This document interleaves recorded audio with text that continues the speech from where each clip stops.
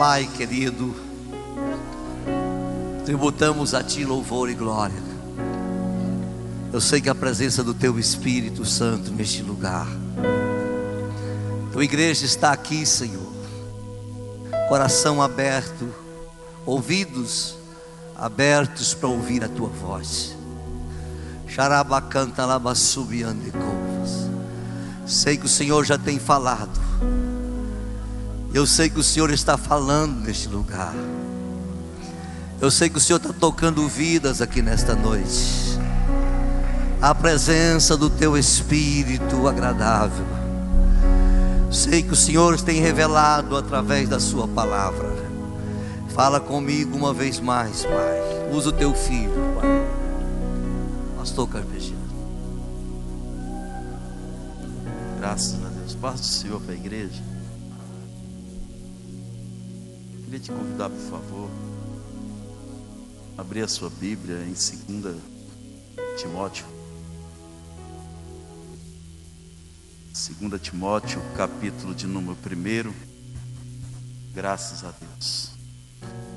Graças a Deus. Versículo de número 8.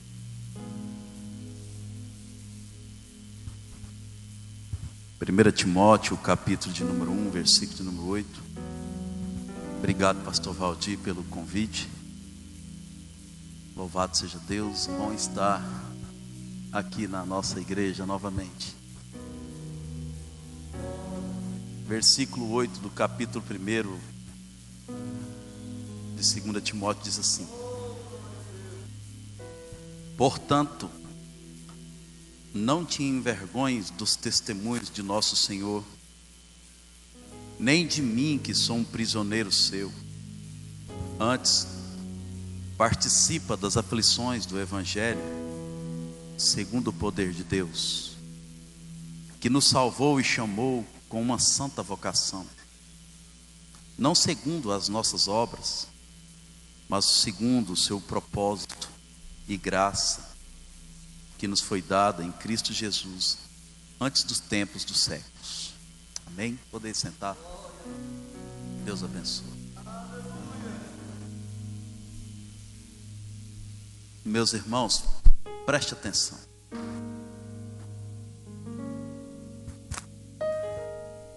Alguém pode nos ter como taxativo no que se tange a cobrar do povo de Deus a busca incansável do conhecimento. A única arma que podemos ter para vencermos a ignorância é o conhecimento. A Bíblia registra que Deus, quando cria o ser humano, Ele se alegra na obra-prima da criação de suas mãos. No meio de um monte de barro, Ele brinca com o Espírito Santo e com seu Filho Jesus, como 3 crianças satisfeitas no barro em estar se criando o ser humano. Deus coloca o homem em pé e ele então não se movimenta. Deus pede licença para o Espírito e pede licença para seu Filho Jesus, e chega frente a frente com o homem, sopra em seu nariz ou em suas narinas, e quando ele acaba de soprar na narina do homem, ele dá um respirar bem profundo, e a Bíblia diz que ele se torna alma vivente. O ser humano foi criado, e quando ele acaba de abrir os olhos, a primeira pessoa que o ser humano vê é Deus. A primeira pessoa que o ser humano viu foi Deus. De repente ele falha, e Deus rapidamente chega no cenário onde encontrava um homem caído, e ele pergunta: cadê você? Onde é que você está? Gênesis capítulo 3, versículo 9. E baseado nisso aqui, eu já vou lá para o Novo Testamento, porque nós acabamos de ler um versículo em Timóteo, onde Paulo ele adverte quem fosse ler este livro, para não sentir vergonha do Evangelho, e muito menos de quem estava sofrendo por causa deste Evangelho, para que ninguém se afastasse daqueles que estavam padecendo por causa do Evangelho, ou por causa daqueles que não prosperaram por causa do Evangelho, ou por causa daqueles que não tiveram uma vida de honra parlamentar do alto clero, e que foi tratado como plebeu, abandonado nas periferias, e que muitos olham e não dão valor ao Espírito Santo de Deus que há naquela vida, naquele lugar, pelo fato de morar afastado, pelo fato de se morar de aluguel, pelo fato de andar num carro mais humilde, ou pelo fato de não ter posses que atraia as pessoas capitalistas desenfreadas para perto dele. Subentende-se pessoas interesseiras que buscam benefício na vida do outro para se beneficiar. Paulo chega para Timóteo dizendo: meu filho, não envergonhe deste Evangelho, pelo preço que há de se pagar por ser um pregador dele. Entende-se isto aqui, quando Cristo ele está lá no Monte das Oliveiras, que ele recebe nas mãos do Todo-Poderoso, das mãos do Todo-Poderoso, um projeto que Deus tinha antes da fundação do mundo. Antes de vir à existência tudo que se existe hoje, Deus já tinha um projeto para esta humanidade. Não que Deus já esperava com que o homem fosse falhar. Quando Ele o criava, Ele não gerou expectativas negativas na obra-prima de sua criação, mas houve uma preocupação da parte do Pai em organizar um projeto de redenção, dando suporte para aquele que Ele estava criando, para mostrar que a graça não quer perder ninguém, mesmo que este o caia, mesmo que este o falha, mesmo que esse abandone o projeto, mesmo que se envergonhe do Evangelho ou envergonhe o Evangelho. A graça, o Deus Todo-Poderoso, o dono da graça, tem um projeto para você e para aqueles que envergonham ou têm vergonha do Evangelho. Porque Deus olhou e se preocupou. Qual que foi a preocupação? Que Ele percebeu que 1/3 dos anjos que habitavam na eternidade, que via face a face a Deus, que dialogava com Deus, que adorava a Deus, que sabia como Deus era, foi pouco prazo de diálogo com Lúcifer. 1/3 daqueles anjos esqueceu de tudo que eles viviam, da comunhão que eles usufruíam, da intimidade que eles tinham, do poder, da glória inefável que a igreja espera alcançar através do grande dia do arrebatamento. Eles perderam esta dádiva por um prazo de diálogo entre Lúcifer e aqueles anjos, e eles caíram. E aí vem aquela preocupação da parte de Deus. Se Lúcifer foi capaz de derrubar 1/3 dos anjos que tinham intimidade comigo, que falavam comigo, que viam a minha face, o que ele não é capaz de fazer com o crente que não lê Bíblia, que não estuda Bíblia? E não somente ler e estudar, porque falar até papagaio fala, mas cumprir-se os textos dentro do seu caráter, deixando transparecer a essência do fruto do Espírito, que é a implantação do caráter do Todo-Poderoso Cristo dentro do caráter do humano caído. O que não é capaz de uma pessoa que não tem relacionamento com a palavra?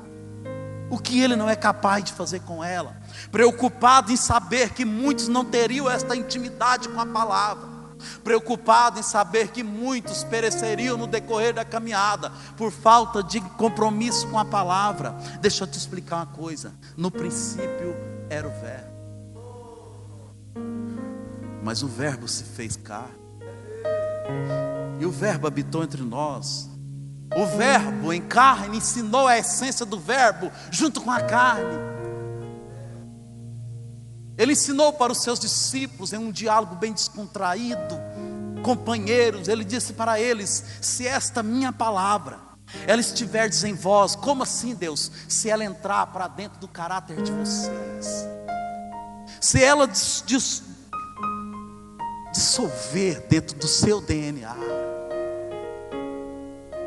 e vocês estiverem em mim, cumprindo Tiago capítulo 1 versículo 22, não adianta eu ouvir esta palavra e não lutar para praticá-la. Estarei enganando a mim mesmo, e não é a minha igreja, o meu pastor, o meu líder, ou as pessoas, a minha família, mas enganando a mim mesmo. Para que eu estou lhe contando isso? Para que tu entenda algo que aconteceu quando Deus fez a pergunta para Adão onde é que ele estava, e ao mesmo tempo algo que aconteceu no Monte das Oliveiras, quando Cristo recebe das mãos de Deus o projeto da salvação, que viu que era a hora, que viu que o momento não tinha como mais esperar, viu que a coisa estava ficando altamente em alto nível de periculosidade, onde o inimigo corria a possibilidade de levar a humanidade inteira para o inferno. Aí Deus apresenta um projeto de salvação nas mãos de Cristo, a ponto dele começar a ler aquele projeto. E quando ele começa a ler aquele projeto, ele começa a suar gotas de sangue, porque segundo a medicina, ou aqueles que estudam anatomia humana, se explica-se que há uma possibilidade muito remota, de que quando uma pessoa está vivendo angústias, aflições de altíssimo nível, pode acontecer um AVC que se explode também nos poros, e o sangue sai pelos poros como se fosse um suor. Naquele momento, Jesus, lendo o projeto da salvação, ele começa a suar gotas de sangue. Ele começa, segundo Marcos capítulo 16, diz que ele sentiu aflição de espírito ali no Monte das Oliveiras, quando ele lia o projeto da salvação. E eu me preocupei, falei: meu Deus, o que fez o teu filho suar gotas de sangue? Foi medo dos demônios? Foi medo da cruz? Porque segundo Deuteronômio capítulo 21, versículo 22, 23, relata que aquele que for pregado no madeiro, o teu corpo não permanecerá ali a noite inteira, mas o pregado no madeiro, certo, é maldito de Deus. Ele ficou com medo de ter que assumir a maldição de todos nós. Será que foi isso? Ou será que ele ficou com medo da morte? Um Deus que pregou vida o tempo inteiro, ficou com medo de morrer? Ficou com medo de olhar nos olhos da morte e ter que enfrentar ela? Não foi, porque segundo o livro de Lucas lá, depois de um diálogo com os homens criminosos que estavam do lado direito e do lado esquerdo, ele grita, depois de tudo consumado, ele grita: Pai, está tudo consumado, em tuas mãos, é o Cristo, não é a morte que está levando, é eu, Cristo, que estou entregando em tuas mãos o meu espírito, mostrando para a igreja que o Cristo que nós servimos, a morte não teve poder sobre ele. Eu cheguei numa conclusão: não é a morte, não é a cruz, e muito menos demônios que gerou medo nele. Foi o mesmo desespero que aconteceu no coração do Deus vivo, quando ele chega no jardim para conversar com o homem e não encontra ele. Sabe por que não encontrou o homem? Porque o pecado separa o homem de Deus. O pecado afasta o homem da essência, o pecado afasta o homem da comunhão, o pecado afasta o homem do privilégio, daquilo que a palavra prega como algo iminente que há de se acontecer sobre esta terra, de um arrebatamento, onde os salvos serão salvos pelo poder do sangue de Jesus Cristo, o Filho de Deus. Ele preocupou porque não encontrou a obra-prima da tua criação, aquele que depois de criado foi o primeiro a ver Deus como ser humano, foi Adão. Adão olhou nos olhos de Deus como nós dois estamos olhando aqui, Samuel. Isso é um privilégio para poucos homens, porque Moisés, em cima de um monte, 40 dias, 40 noites, fazendo o propósito de buscar a Deus em santificação, ele estava lá para quê? Deus, tu me chamaste, tu me deu responsabilidade, tu me deu cargo, tu me deu um povo para tomar conta, mas então me mostra a face do Deus que está me chamando. Eu quero ver o rosto do Deus que está confiando em mim, tomar conta do seu povo. Aí ele ouve a voz de Deus falando com ele em cima daquele monte, depois de 40 dias, 40 noites de comunhão, de relacionamento, de busca, de intimidade. Ele ouve a voz de Deus dizendo com ele: vou passar em tal lugar, na brecha da rocha. Não posso deixar você ver o meu rosto, meu filho, porque se tu olhares para o meu rosto, por causa do DNA do vírus do pecado que está dentro do teu corpo, eu terei que fumilá-lo. Deus passou de costa para mostrar para o companheiro quem que era ele, porque não podia mostrar a tua face. Aí Deus chega e não encontra a obra-prima da tua criação. Cristo chega no monte e começa a suar gota de sangue desesperado. Eu falo, que é isso? Porque quando Deus entrega o projeto nas mãos de Cristo, lá no projeto está dizendo assim: você vai ter que viver longe de mim por um período. Você vai ter que ficar sem a minha presença por um período. Naquela hora Cristo começa a suar gotas de sangue e falou: Pai, se possível for, passa de mim esse cálice, porque eu suporto tudo, suporto cruz, suporto demônio, suporto humilhação, suporto pecado, suporto topa na cara dos romanos, suporto coroa de espinhos, suporto lança me furando, mas ficar longe da tua presença não, Pai, ficar longe da tua presença não. Foi esse mesmo desespero que Deus sentiu lá no Gênesis, quando Ele procurou o homem que Ele criou para ter comunhão, quando Ele procurou o homem que Ele criou para ter relacionamento e não encontrava. Deus nesta noite está procurando crente para voltar a ter relacionamento, porque Ele não quer perguntar o que você fez de errado, Ele está perguntando aonde é que você está, porque aqui na minha presença não está. A história passa. Comemoramos hoje 504 anos, não é isso, Natan? Da Reforma Protestante. 504 anos que Deus confia em homens a continuidade de um projeto de redenção. E eu quero que vocês entendam que no ano de 1328 Deus levantou um homem chamado John Wycliffe. Deus levanta um homem chamado John Wycliffe. Este rapaz nasceu em uma das províncias da Alemanha, e lá ele cresceu. Na idade de se estudar, ele aprofundou em conhecimento. Ele aprofundou em que, igreja? Deixa eu te explicar um negócio. No ano de 1365, John Wycliffe formou-se em teologia. Depois de ter formado em teologia, ele formou-se em filosofia. Depois de ter formado em filosofia, ele formou-se em teologia e conhecimento sobre a legislação canônica. Ele foi um homem que dedicou conhecimento, e depois de ter formado em teologia, ele voltou para a faculdade, pastor Valdir, e estudou mais 4 anos e fez doutorado em teologia. Ele formou em doutorado de teologia. Passado-se o tempo, o alto clero viu naquele homem capacidades e conhecimentos intelectuais, sociais, para administrar o povo.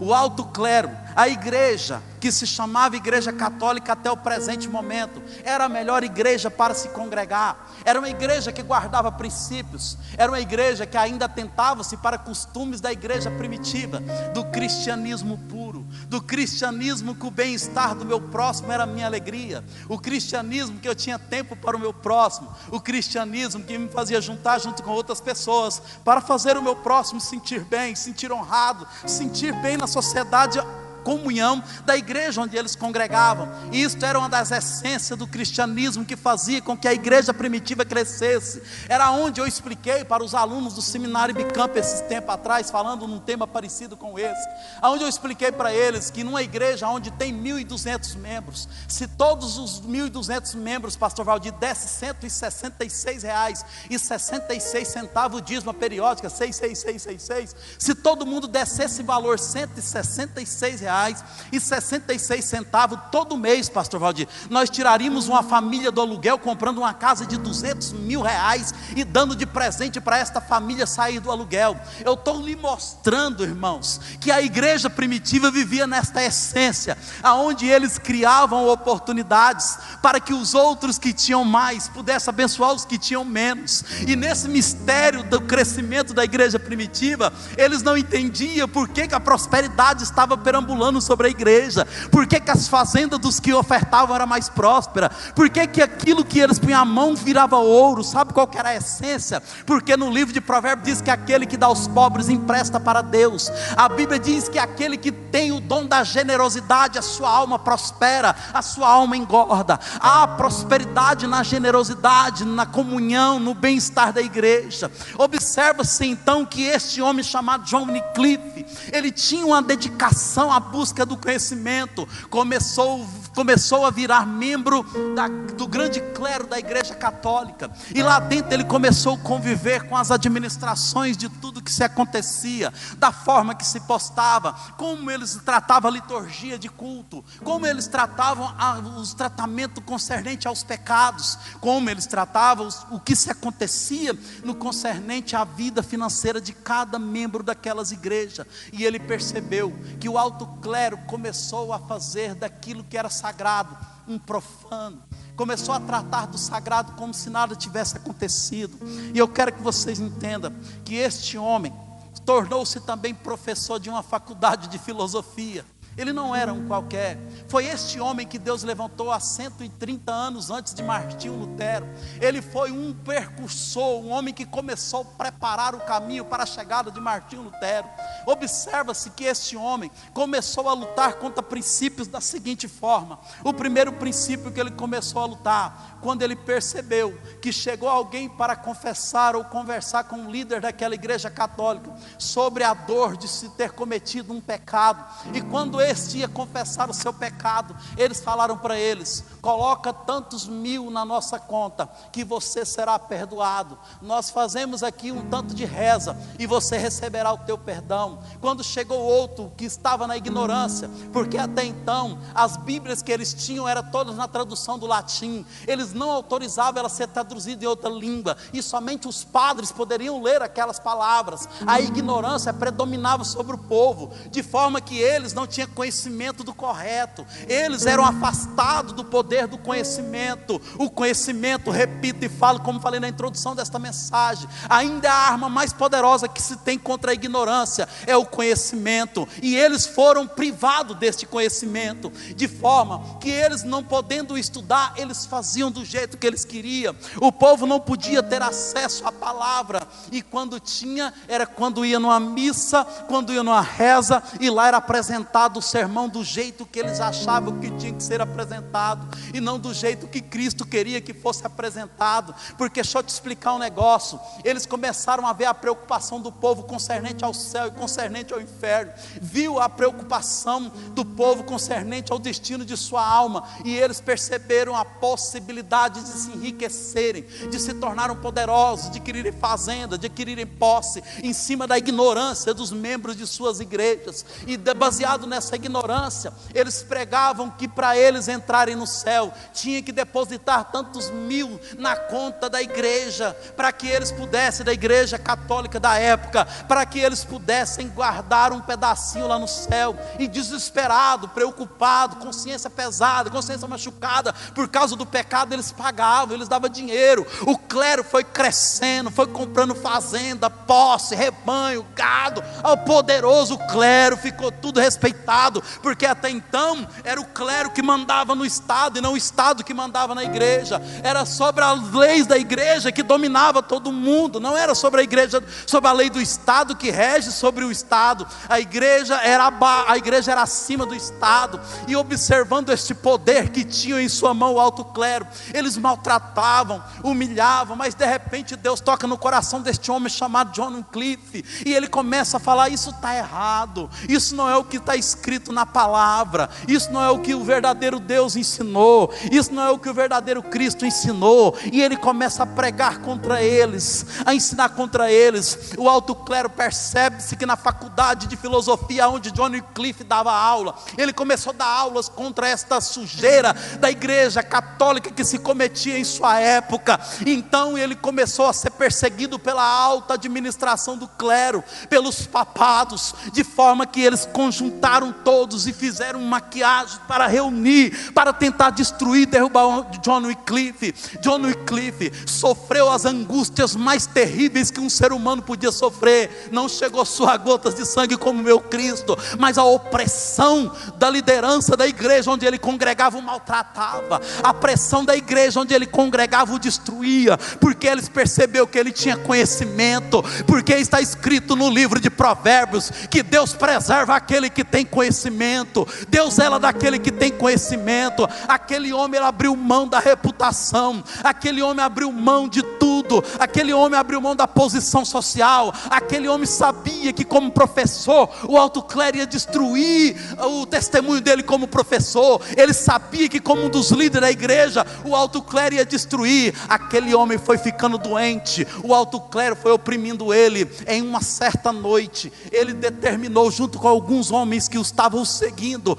entrou para uma determinada missa que estava se apresentando em sua cidade, e lá dentro daquela missa ele saiu um pouquinho para uma sala, enquanto a diretoria do papado estava lá fazendo todas as suas bagunças e achando que Deus estava operando lá no meio. No dia 28 de dezembro de 1384, 3 dias antes de finalizar este ano de 1384, John Wycliffe entra para dentro de uma sala e disse: mesmo que eu morra, eu não posso deixar isso passar. E ele começa a escrever a Bíblia Sagrada do latim para o inglês. Ele começa a traduzir a Bíblia falando: eu vou ajudar o meu povo a sair da ignorância. Eles não querem que eles fiquem sabendo a verdadeira tradução do que a Bíblia de fato ensina, porque a palavra ainda é a palavra viva e eficaz. Não importa a época, quando ela é praticada ela move o céu. Quando ela é praticada ela traz bênção para a vida, traz bênção para a família. A palavra de Deus, quando praticada, ainda traz a essência do verdadeiro céu para dentro da casa do crente que tem a intimidade com esta palavra.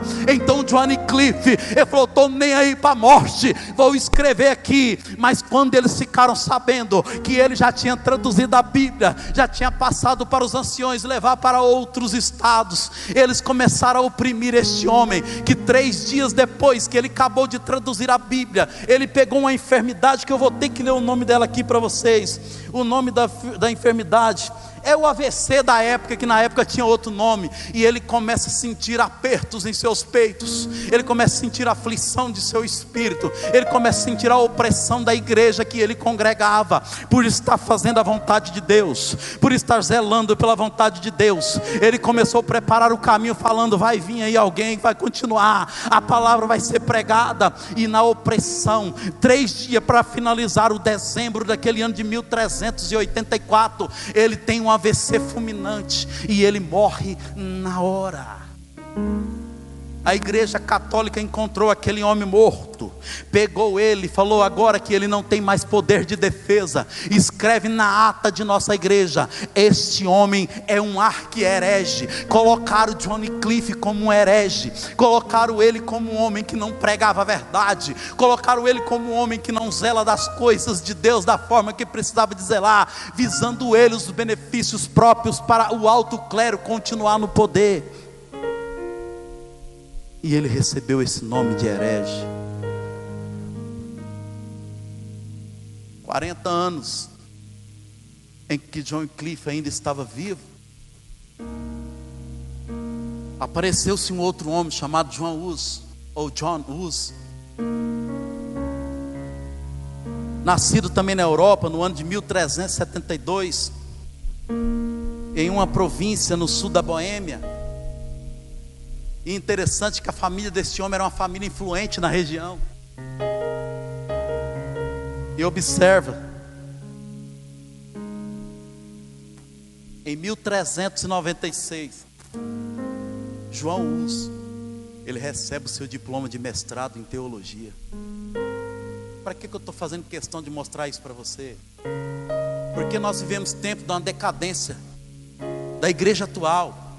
Obreiros que foram consagrados sem nenhum cargo, sem nenhum diploma de teologia.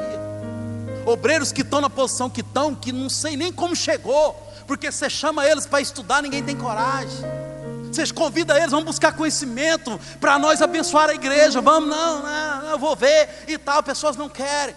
Eu estou preocupado com isso, por isso que eu estou mostrando que os homens que fizeram história, os homens que foram os percussores da reforma protestante, foram homens que chegaram onde chegaram, porque buscaram conhecimento. Entende-se que estes homens foram alcançados pelo Evangelho de Cristo da graça, e esse Evangelho de Cristo da graça foi continuado a pregar por homens que também lutaram pelo conhecimento, como Paulo, que ainda adolescente sentava aos pés de Gamaliel, o melhor professor de ciência e estudos sociais, para aprender conhecimento para associar a seu conhecimento de teologia para abençoar a igreja. E Deus viu naquele homem a capacidade intelectual para depositar nele dons espirituais para abranger mais pessoas dentro do reino. Se tu acha que não está sendo usado por Deus, Deus está gritando no teu ouvido nessa noite: busque mais conhecimento da minha parte. Aí João Hus, ele começa desta forma, vai se tornar mestrado em teologia.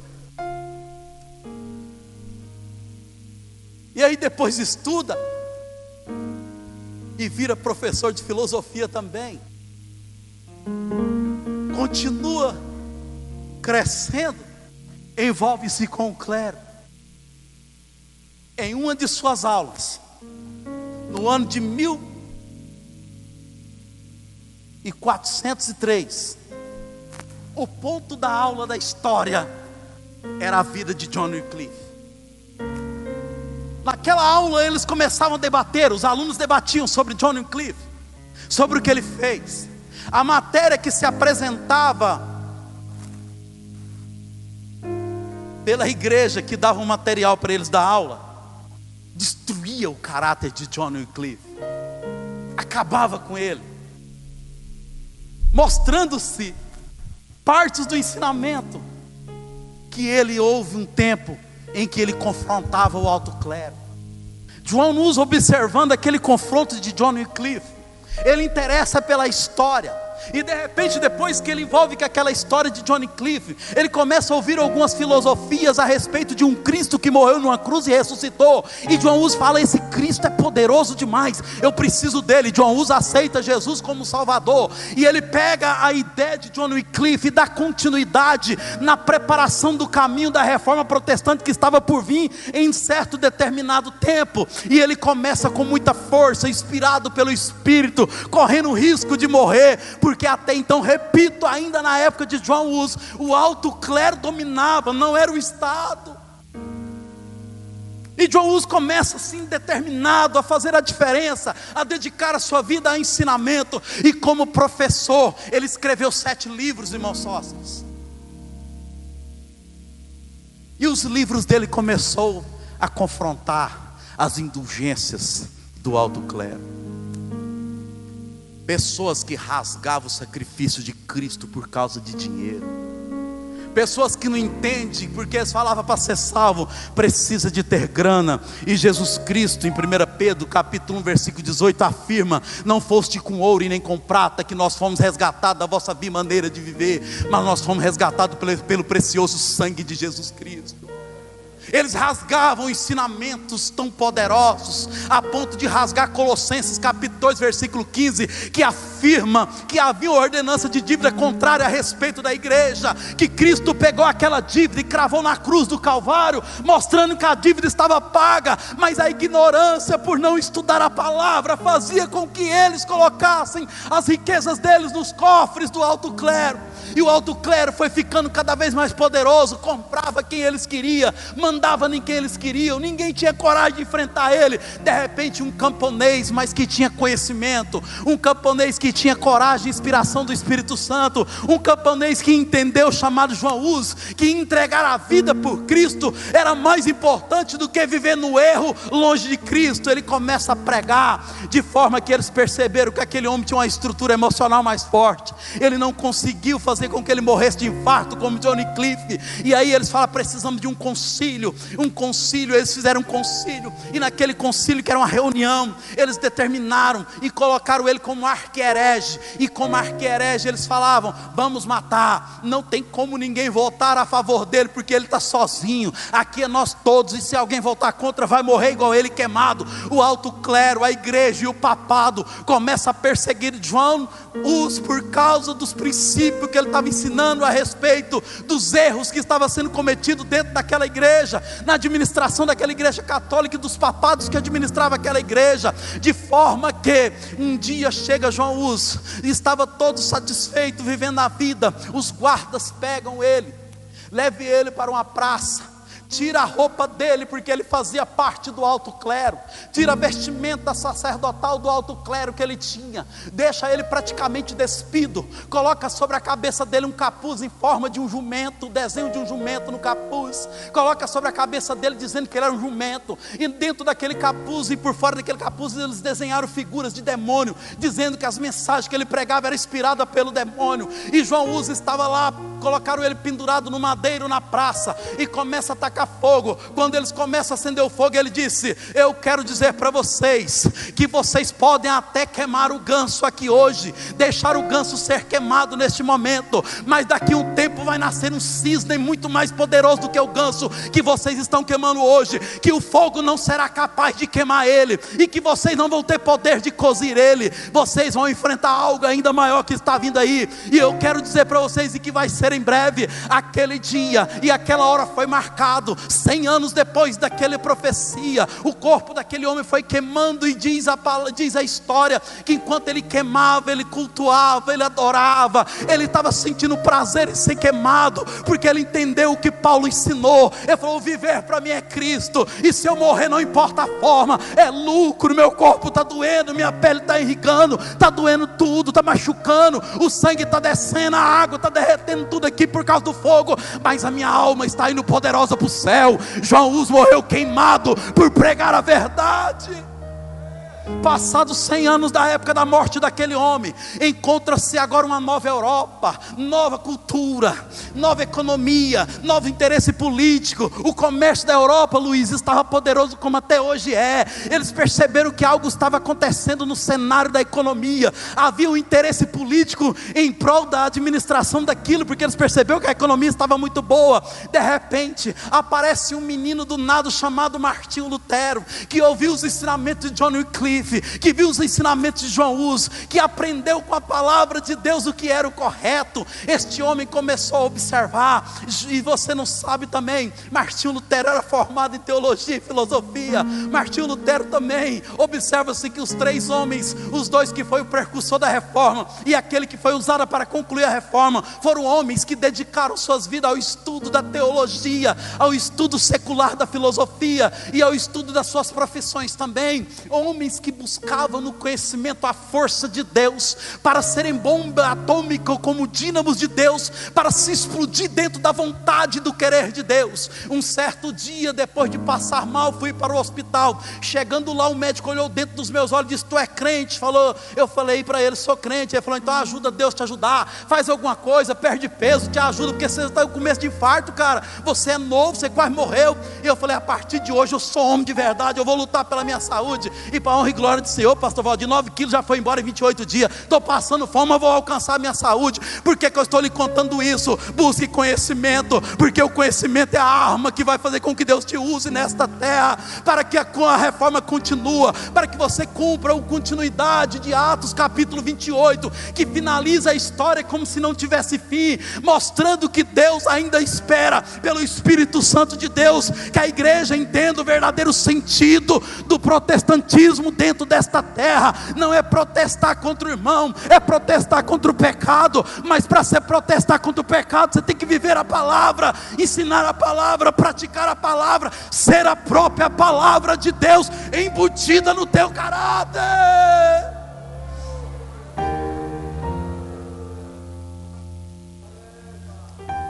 Aí chega Martinho Lutero, no dia 10 de novembro de 1483,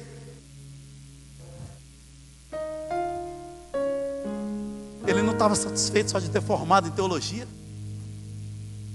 Ele entra numa faculdade como professor de teologia, e ele começa a ensinar. E interessante, pastor Valdir, é que o alto clero sempre pegava as pessoas de conhecimento e colocava do lado deles. E lá dentro, preste atenção, isso é forte. E lá dentro, eles tentavam manipular Samuel, fazer com que você usasse o teu conhecimento para beneficiar, e não para ajudar as almas carentes, precisando de Deus. Martinho Lutero percebeu que a mudança econômica, social, financeira ele percebeu que o povo do alto clero continuou fazendo as coisas erradas. Estudando sobre John Wycliffe, que morreu de infarto, de tanta pressão do alto clero. Estudando a história de João Hus, de vê-lo queimado, de entender que João Hus, na língua tcheca, significa ganso, porque era o nome da cidade onde ele morava. Por isso é que ele fala: hoje vocês queimam um ganso, que sou eu, morador da Boêmia. Mas vai vir um aí muito mais forte. Ele estava profetizando a vida de Martinho Lutero. Ele profetizou: vai vir um aí que ele é muito mais forte que eu. Ele é um cisne, muito mais poderoso do que um ganso. Esse vocês vão tentar queimar, mas não vão dar conta. Vocês vão tentar cozinhar a carne dele, não vai dar conta. Sabe por quê? Porque quando Martinho Lutero, ele pegou lá os 95 teses de Martinho Lutero, que ele chegou lá e ele foi lá no alto castelo do alto clero, da igreja, do alto povo poderosão. Ele chegou lá e chegou diante da porta deles e colocou lá e começou a pregar com um martelo, dizendo: está aqui a verdadeira essência do cristianismo. Vocês estão pregando a coisa errada. Não estava preocupado se ia morrer, se não ia morrer. Chegou lá aquele homem, começa a pregar na porta do alto clero, do castelo do império, dizendo: está aqui o que vocês precisam de praticar para ir para o céu, porque esse evangelho que vocês pregam vai levar vocês tudo para o inferno. Martinho Lutero não teve medo da morte. E quando o alto clero levantou para matar Martinho Lutero, o que aconteceu? Havia umas famílias da Europa que já estavam de interesse muito grande de alguém que enfrentasse a igreja, para eles encostar naquela pessoa e dizer: você tem suporte, nós queremos enfraquecer essa igreja rebelde, nós queremos enfraquecer esse alto clero que acha que pode dominar tudo e todas as coisas. O interesse deles não era crescimento de cristianismo, mas Deus usa o ímpio para abençoar, como fez com o rei Ciro, que não tinha nada a ver com o evangelho profetizado por Isaías, quando Jerusalém era cativa pela Babilônia, e ele viu os sacerdotes passando e dando glória a Deus, e aquilo incomodou o rei Ciro, e falou: que povo bonito, que homens fiéis ao Deus deles, quem são? E aí um dos sábios que estava com o rei Ciro falou: são os sacerdotes de Jerusalém, homens que não abandonaram a vestimenta sacerdotal, homens que foram humilhados, homens que foram expulsos de casa, mas que continuam fiéis à palavra, continuam fiéis à palavra, continuam fiéis à palavra, por fidelidade à palavra daqueles homens. O rei Ciro se encantou, de forma que ele falou: cadê o povo deles? Está lá na Babilônia, sendo escravizado, humilhado, maltratado. O rei Ciro levanta do seu cavalo e diz: prepara o meu melhor exército, prepara os meus melhores comandantes, prepara as minhas melhores armas, vamos destruir a Babilônia, eu quero abençoar Jerusalém. Quando Deus quer abençoar, Ele usa até político para abençoar a igreja. Ele usa o estado social, isso usa a pandemia, usa a crise, usa tudo por amor àquele que é fiel à tua palavra. Martinho Lutero não sabia os meios que Deus ia usar, mas ele foi lá e pregou as 95 teses, dizendo: somente a graça, somente a fé, somente a Cristo, glória somente a Deus. Não interessa o que vai acontecer comigo, a fidelidade a Deus, a palavra, isso é a verdadeira reforma. Queria te convidar a ficar em pé nesse momento, por favor.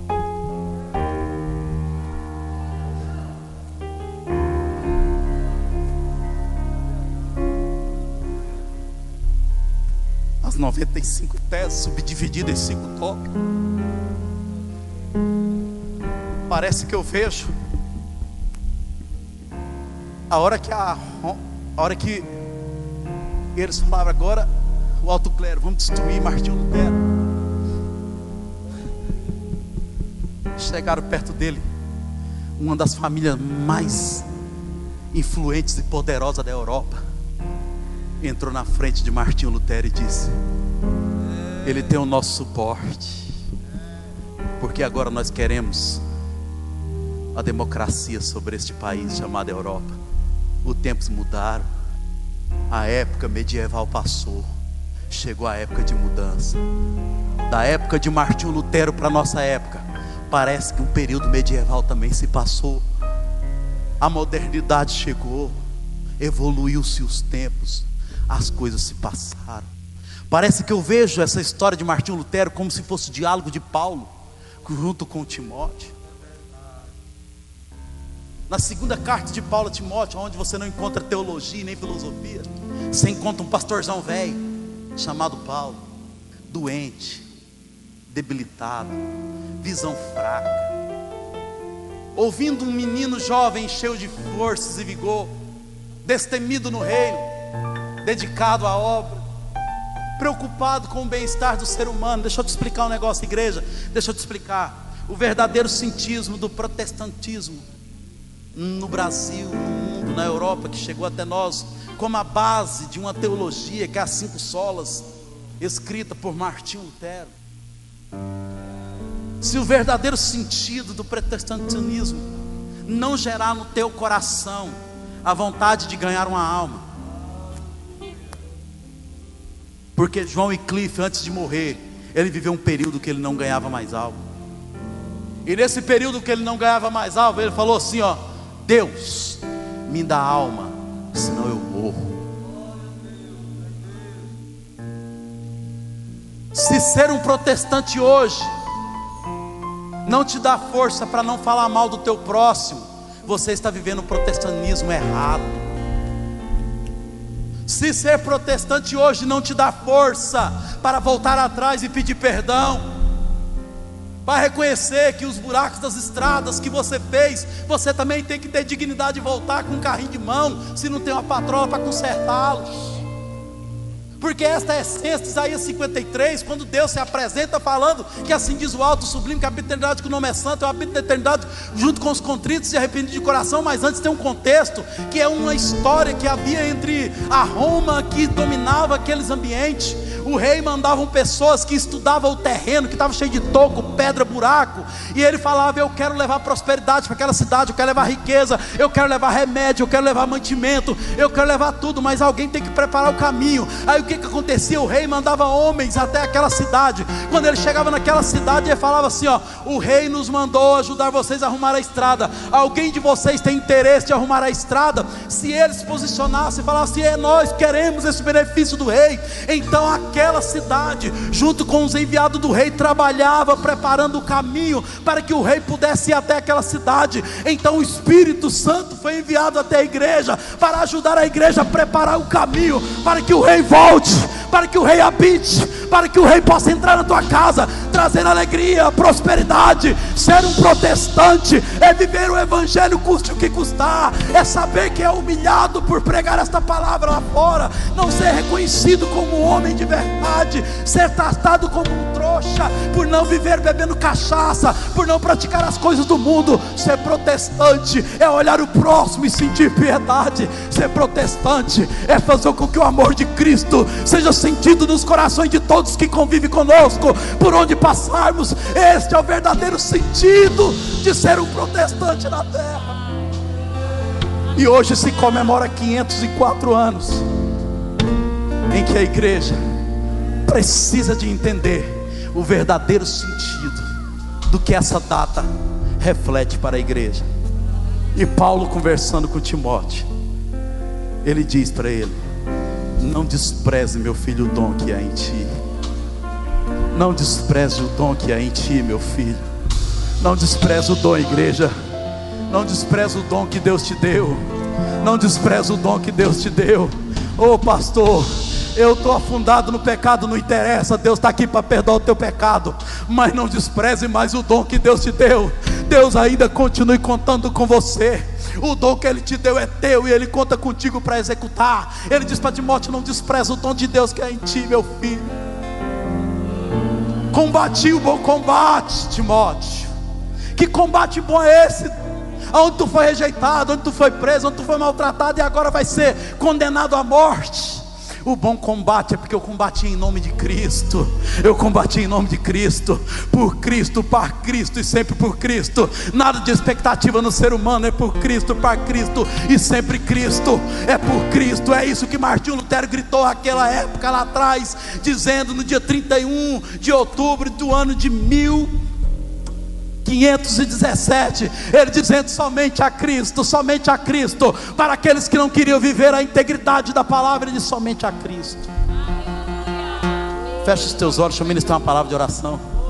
Nesta data de aniversário, aonde Deus nos marcou neste momento, para despertar no meu e no seu coração um interesse novamente por ser protestante. Mas vença primeiro o mal que habita dentro de você. Não fale mais mal de ninguém, não critique ninguém, não murmure. Acredite que Deus te levantou para professar a vida através dos teus lábios. Vença essa natureza tua. O espinho foi colocado na tua carne, mas Deus diz: a minha graça te basta nesta noite. A minha graça te basta. Deus quer te levantar com autoridade, com brilho. Há muito a ser feito. Esta igreja vai encher através das almas que eu e você vamos ganhar. Somos protestantes, protestamos contra o pecado, mas não abandonamos o pecador. Há perdão para tua alma, há perdão para tua alma, há perdão para tua alma.